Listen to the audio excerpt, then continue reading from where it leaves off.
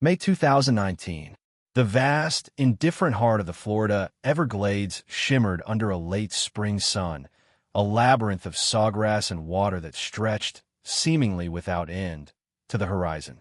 It was a place of breathtaking, primeval beauty, but also of profound, unforgiving danger. Every whisper of wind through the cypress trees, every ripple across the murky water seemed to carry a secret, a warning. Yet, for Sarah Westcott, a burgeoning nature blogger with an unquenchable thirst for adventure and an almost naive belief in the benevolence of the wild, it was a sanctuary, a canvas for her digital artistry. Sarah, with her sun-kissed hair and a smile that could disarm a grizzly, had vanished here 3 years prior, leaving behind only a meticulously curated Instagram feed, a desperate family, and a trail that had gone as cold as the Everglades water in a winter chill. Her last post, an ethereal shot of a roseate spoonbill silhouetted against the setting sun, had been captioned, "Lost in the beauty, found in the wild. The glades call to my soul." Little did anyone know how chillingly prophetic those words would become.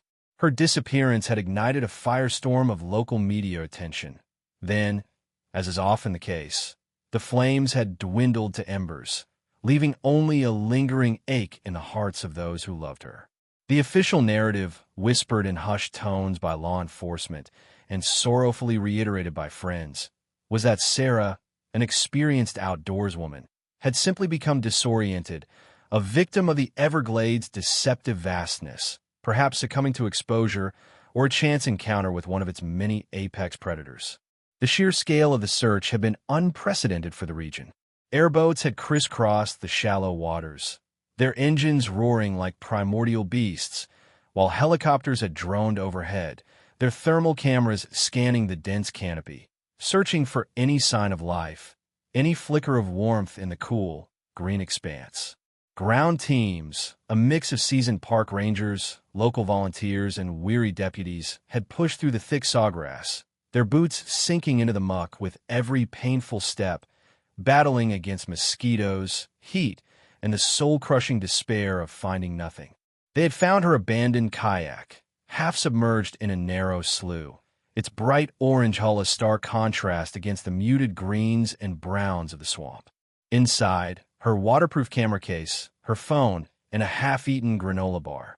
It was as if she had simply stepped out for a moment, intending to return, only to vanish into the humid air. The lack of struggle, the pristine condition of her belongings, had been unsettling, almost too neat. It suggested a sudden, silent disappearance, not a desperate fight for survival.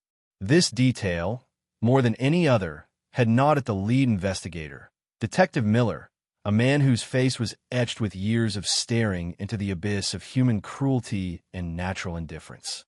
He had seen enough to know that nothing in the Everglades was ever truly pristine, especially when human life was involved.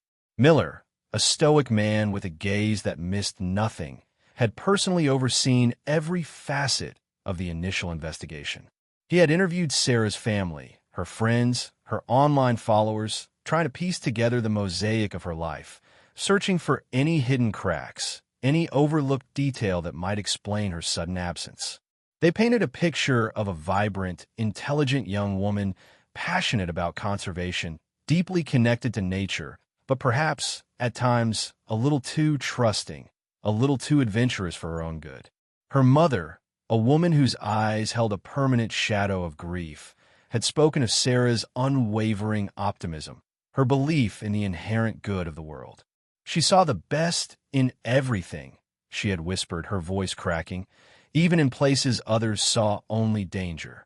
This unwavering optimism, Miller mused, could be both a strength and a fatal flaw in a wilderness that harbored both beauty and brutality in equal measure.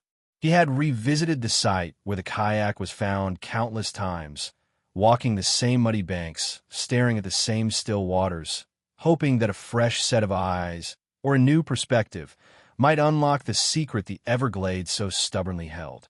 He had consulted with expert trackers, local Seminole guides who knew the glades like the back of their hand, but even their ancient wisdom and unparalleled tracking skills had yielded nothing. It was as if Sarah Westcott had dissolved into the very air she so loved to breathe, leaving behind only a whisper of her existence.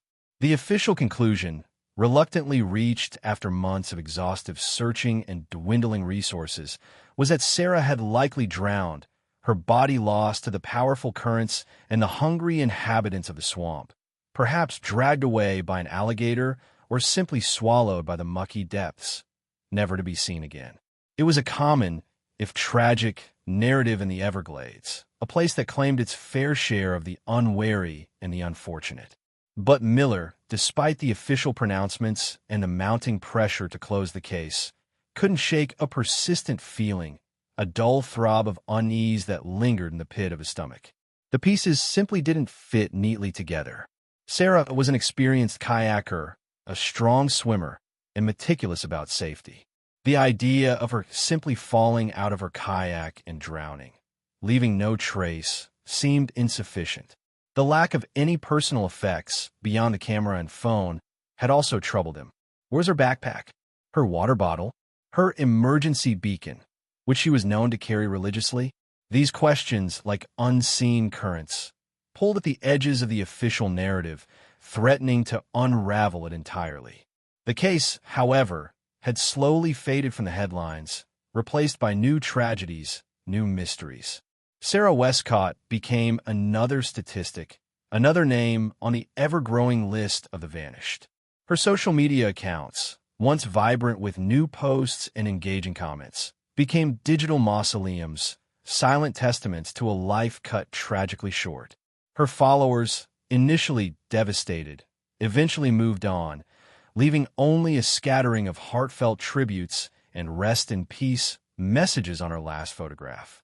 The Everglades, in its timeless indifference, had reclaimed her story, folding it into its endless tapestry of secrets, waiting for the precise, unexpected moment to reveal a single, devastating thread.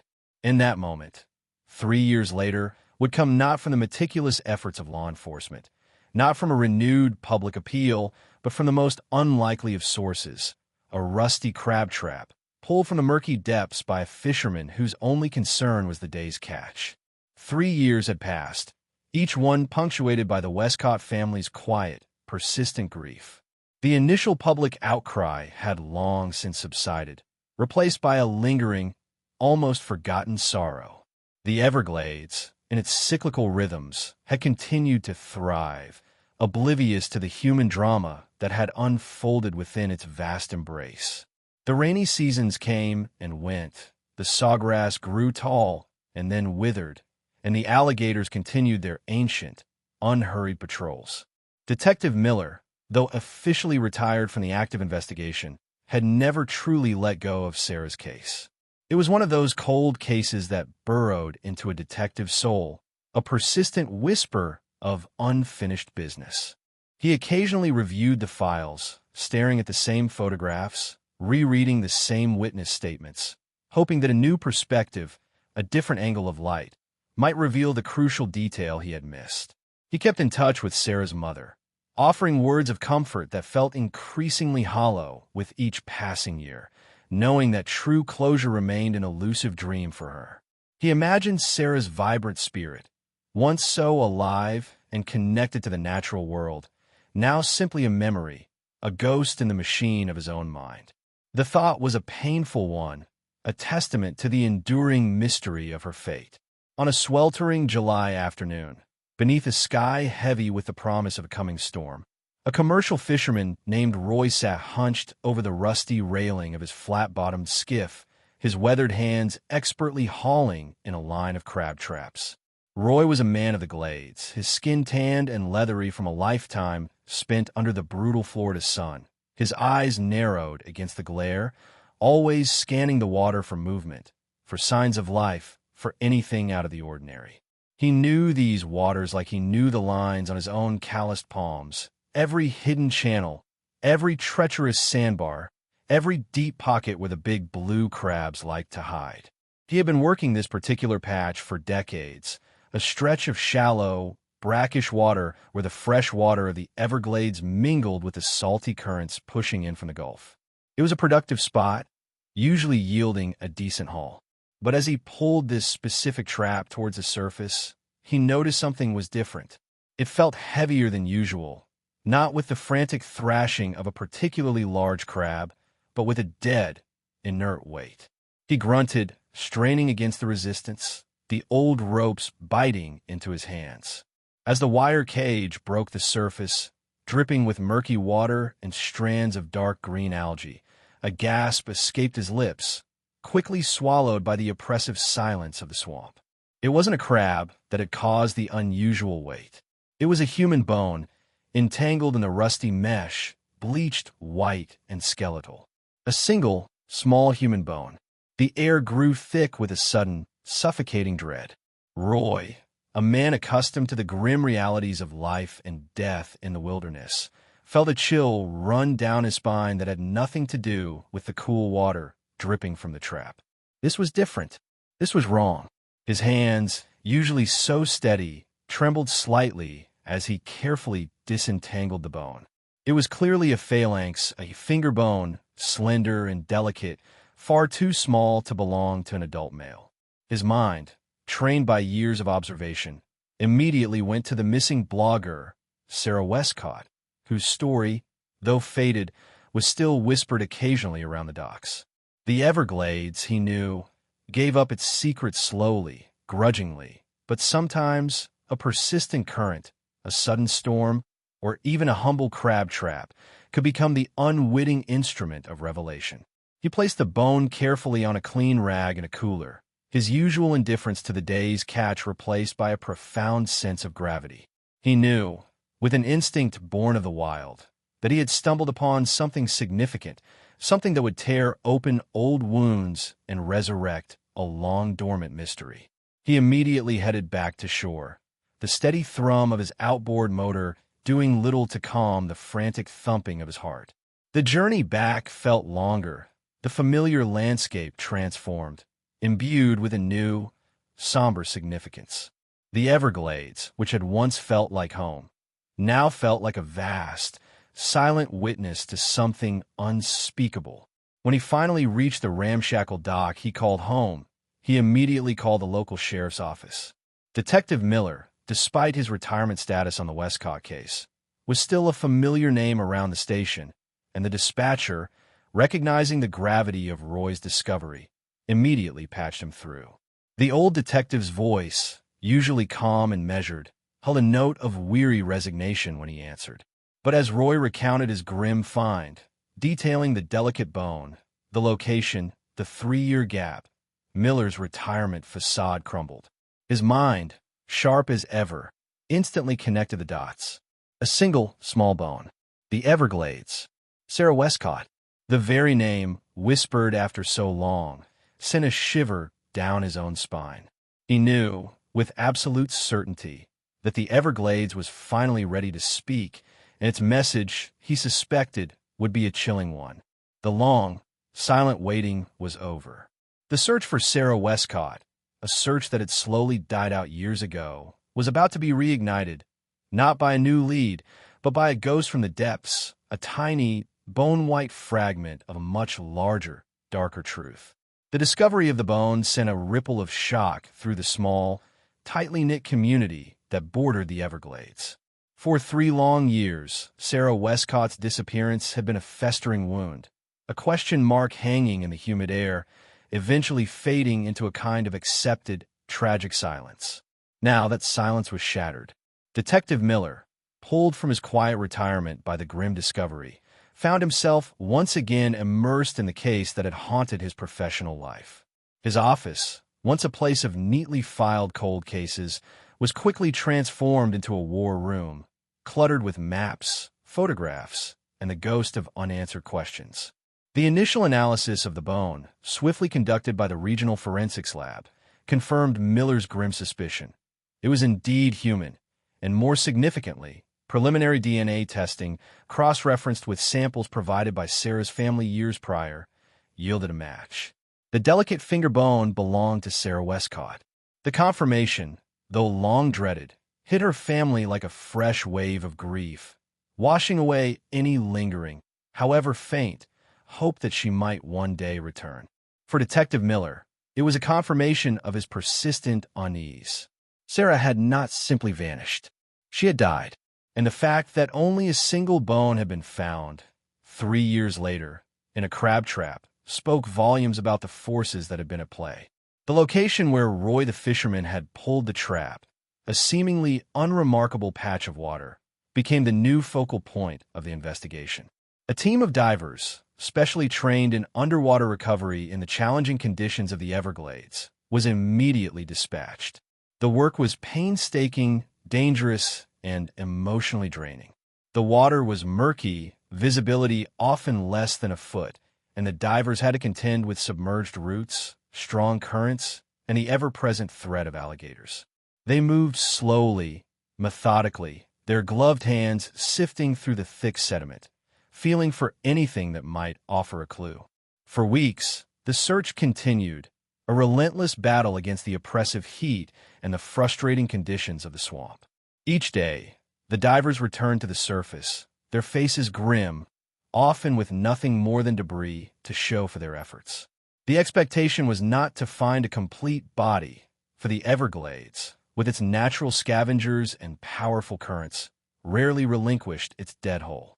Rather, they hoped to find additional remains, personal effects, anything that could shed light on the circumstances of Sarah's death. Then, almost a month into the renewed search, came the first significant breakthrough. One of the divers, navigating a particularly dense tangle of submerged cypress knees, felt his hand brush against something metallic, something that didn't belong. Carefully, he cleared away the mud and algae, revealing a tarnished silver pendant, intricately engraved with a delicate rose design. The pendant was brought to the surface, meticulously cleaned, and presented to Sarah's mother. Her reaction was immediate, visceral. Tears streamed down her face as she recognized it instantly. It was Sarah's, a gift from her grandmother, worn constantly around her neck since childhood. She never took it off, her mother whispered, her voice choked with emotion. Never. The discovery of the pendant was critical. Not only did it confirm Sarah's presence in that specific area, but its condition, tarnished but unbroken, still attached to its chain, suggested that it had not been violently ripped from her neck. This subtly altered the prevailing theory of a sudden, accidental drowning or animal attack. If she had been attacked by an alligator, for example, the pendant might have been torn away or the chain broken. Its intact state hinted at a more deliberate placement or at least a less chaotic end. As the search continued, now with renewed vigor, fueled by the pendant's discovery, other fragments began to emerge from the mucky depths. A few more small bones, too degraded by time and the elements to offer much immediate insight, but undeniably human. And then, a truly jarring find. A small, dark object partially buried in the sediment near where the pendant had been found. It was a metal antenna, thin and segmented, clearly not belonging to any natural element of the Everglades. It was brought to the surface, cleaned, and examined. Detective Miller's eyes, honed by years of police work, narrowed. It looked distinctly like a component from a two-way radio, a piece of communication equipment. This was not something Sarah was known to carry. Her blog posts emphasized connection to nature, not to external devices. The implications were immediate and unsettling. If this was a piece of a radio, it suggested a deliberate, external human presence in the remote area where Sarah had disappeared. And if that presence was unrelated to her, if it belonged to someone else, then the narrative of a simple, tragic accident in the wilderness began to crumble, replaced by a much darker, more sinister possibility. The Everglades, which had so long protected its secrets with a wall of silence, was slowly, agonizingly, starting to reveal the truth, piece by bone, piece by metal, fragment by chilling fragment. The initial assumption that Sarah Westcott was simply another victim of the unforgiving wild was about to be irrevocably shattered. What had begun as a recovery operation was rapidly morphing into a full-blown homicide investigation. The question was no longer how Sarah had died, but who had been with her and what unspeakable events had transpired in the silent, shimmering heart of the Everglades 3 years prior. The discovery of the radio antenna cast a long, ominous shadow over the entire investigation. It was a foreign object, out of place in the pristine, natural environment, and it screamed of human intervention where none was supposed to have been. Detective Miller, now fully committed to the case, felt a surge of renewed purpose. The narrative of Sarah's accidental drowning had always chafed at him, and this single piece of metal confirmed his deepest, most unsettling suspicions. This was no longer just a missing person turned recovery. This was a murder investigation, hidden for 3 years beneath the watery expanse of the Everglades. The antenna was sent to a specialized forensics lab, a place where intricate scientific analysis could coax secrets from even the most minute fragments of evidence. The experts there, meticulous and patient, examined it under high-power microscopes, searching for serial numbers, manufacturer markings, even trace elements of DNA or residue. It was a painstaking process, but the stakes were incredibly high. While they worked, Miller ordered an even more expansive search of the area, now treating it as a potential crime scene. The divers returned, not just searching for remains, but for anything, however small, that might be out of place, anything that didn't belong to the natural flora and fauna of the swamp. They began to find other anomalies. A small, tightly knotted piece of nylon rope, frayed at one end, unlike any fishing line or boat rope. A few discarded cigarette butts, a brand not commonly sold in the Everglades, suggesting an outsider. Each discovery, though minor on its own, added to the growing mosaic of suspicion, pushing the investigation further and further away from the comfortable narrative of a tragic accident. The psychological toll on the team was immense. The idea of a predator, not of the animal kind, stalking a young woman in such a remote, desolate place, filled them with a cold dread. They imagined Sarah, vibrant and full of life, encountering someone whose intentions were far from benign, in a place where no one would hear her cries, where the only witnesses were the silent cypress trees and the indifferent alligators. While the physical search continued, Miller expanded his inquiries into Sarah's life, revisiting old interviews, looking for any connections, any acquaintances who might have known about her plans for that specific area of the Everglades. He pored over her blog, her social media posts, scrutinizing every comment, every photograph, every interaction, searching for a ghost in the digital machine. He focused on the week leading up to her disappearance, trying to identify anyone who might have had a motive, however obscure, or who might have expressed an unusual interest in her. He found nothing overt, no angry comments, no threatening messages. Sarah's online persona was overwhelmingly positive, her followers largely admirers of her photography and her passion for nature. The silence of the online world, combined with the silence of the Everglades, was deafening. The break, when it finally came, arrived not from the Everglades itself, but from the sterile environment of the forensics lab. The antenna, after weeks of intensive analysis, had yielded a single, crucial piece of information. Etched almost imperceptibly into the base of the metal, beneath layers of grime and corrosion, was a partial serial number. It was enough for the technicians to trace its manufacturer. It was a component of a specific model of portable satellite radio, a high-end, rugged device often used by off-grid enthusiasts, remote workers, and, significantly, certain types of clandestine operations. But it was the trace DNA evidence, found on a minute fleck of what appeared to be dried mud clinging to the antenna, that truly blew the case wide open. A full DNA profile was extracted, a robust sample despite the degradation. When run through national databases, it returned a hit, a powerful, undeniable match. The DNA belonged to a man named Silas Blackwood, a shadowy figure known to law enforcement for a string of minor ecological disturbances, illegal hunting in protected areas, and a general anti-establishment stance.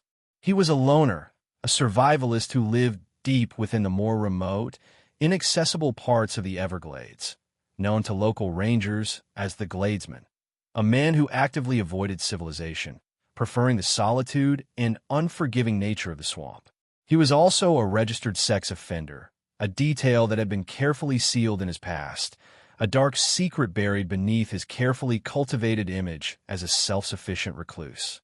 This last piece of information, hidden from public knowledge, sent a chill down Miller's spine. A sex offender, living off the grid, in the very heart of the wilderness where Sarah had vanished. The pieces clicked into place with a sickening finality. The initial narrative of an accidental death shattered completely, replaced by a much more horrifying truth. Sarah Westcott had not simply drowned or been taken by the wild. She had encountered human evil, lurking in the beautiful, deceptive embrace of the Everglades. The silence of the swamp, which had once seemed indifferent, now seemed complicit, a vast, green tomb holding a terrible secret. The hunt for Silas Blackwood began immediately, a grim race against time and the cunning of a man who knew the Everglades better than anyone. This was no longer a search for a missing blogger. It was a manhunt for a murderer, hidden in plain sight, protected by the very wilderness Sarah Westcott had loved so deeply. The manhunt for Silas Blackwood, the Gladesman, stretched into agonizing weeks, each day compounding the frustration and the grim resolve of the search teams. The Everglades, with its endless hiding places and deceptive beauty, seemed to mock their efforts. Blackwood, it became clear, was not merely a survivalist. He was a master of evasion, a man who had honed his skills in the very environment he now used to his advantage. He moved like a phantom, leaving no discernible tracks, no discarded food wrappers, nothing that could provide a definitive lead. The only signs of his presence were the occasional, unsettling disappearances of small game from local trappers' lines, or a fleeting glimpse reported by a distant fisherman. A silent figure navigating a narrow slough in a dugout canoe, melting back into the shadows before anyone could get a closer look. Detective Miller, exhausted but unyielding, knew they couldn't rely solely on brute force.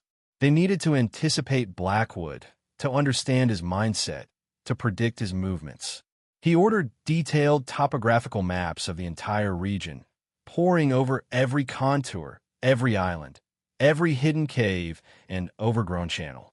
He consulted with former park rangers, now retired, who had spent decades patrolling the Everglades, gleaning any piece of anecdotal wisdom about how a man like Blackwood might live, might hide. The rangers spoke of tree islands, elevated patches of land covered in denser vegetation, often harboring ancient cypress trees as potential strongholds. They spoke of gator holes, deep pockets of water where alligators congregated, but also where desperate individuals might seek refuge, or even store supplies. Miller began to develop a psychological profile of Blackwood, combining the insights from the rangers with the details of his criminal past. Blackwood was not just a recluse. He was a predator who understood the power dynamics of isolation. He knew how to instill fear, how to control a situation in a remote setting. The case of Sarah Westcott, a vibrant, young woman venturing alone into his self-proclaimed territory, fit a terrifying pattern. The key, Miller realized, was not just finding Blackwood, but understanding what he had done to Sarah. The single finger bone, the pendant, the radio antenna, these were fragments of a larger, more horrifying narrative.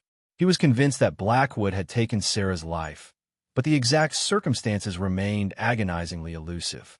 The details were crucial, not just for justice, but for providing Sarah's family with the complete, unvarnished truth. The pressure mounted from all sides. The media, once again captivated by the resurrected mystery, demanded answers. Sarah's family, buoyed by the renewed efforts but still consumed by grief, pleaded for closure. The political will, initially strong, began to waver as the cost and difficulty of the manhunt escalated. But Miller, driven by an almost paternal sense of duty, refused to give up. He knew that the Everglades, in its vastness, could swallow not just people, but investigations if allowed to. The breakthrough came not from a direct sighting, but from a persistent, almost obsessive aerial surveillance operation. A helicopter, equipped with advanced thermal imaging cameras, had been conducting daily sweeps over a particularly dense and remote section of the Everglades, an area identified by the retired rangers as a likely long-term camp for someone like Blackwood. For days, the camera had picked up nothing but the natural heat signatures of wildlife: alligators basking, deer moving through the sawgrass. Then, on a sweltering Tuesday afternoon, as the sun began its descent, painting the sky in fiery hues, the thermal camera registered an anomaly. A faint but distinct heat signature emanating from deep within a cluster of ancient cypress trees on a small, elevated tree island. It was too sustained, too localized, and too consistent to be an animal. It was a fire, carefully banked and concealed, but a fire nonetheless. A human fire. The coordinates were immediately relayed to ground teams. An elite unit of highly trained swamp deputies, moving with the stealth and precision of special forces, began to converge on the location. They moved through the twilight swamp, their headlamps off, guided only by GPS and the faint, natural light filtering through the dense canopy.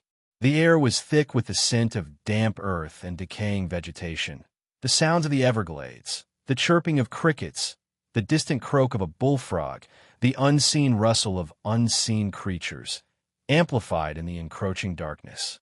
As they drew closer, they could hear the faint crackle of a small fire, and then the soft murmur of a human voice, low and guttural, seemingly talking to itself. The deputies spread out, forming a silent perimeter around the tree island. The tension was almost unbearable. They were closing in on a dangerous, unpredictable man in his element on his turf. They knew Blackwood was likely armed and certainly desperate. Then, through a gap in the cypress trees, one of the deputies saw him.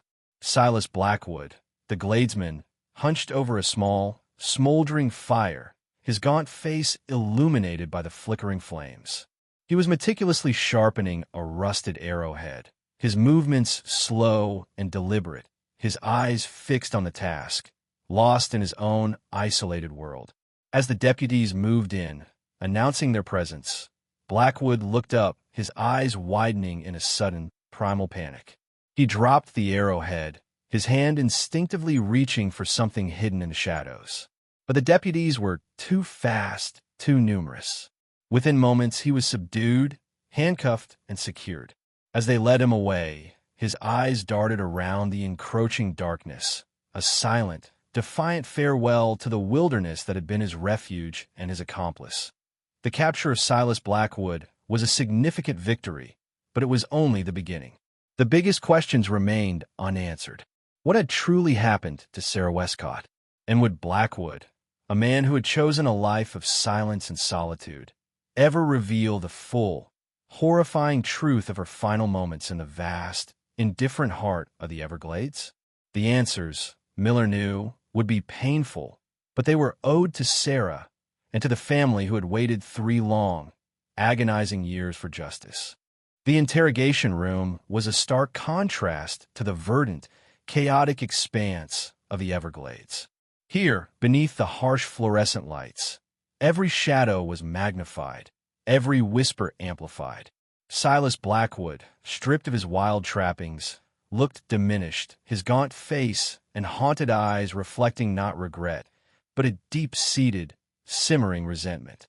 He sat across from Detective Miller, his silence a defiant wall, his gaze fixed on some unseen point beyond the sterile walls.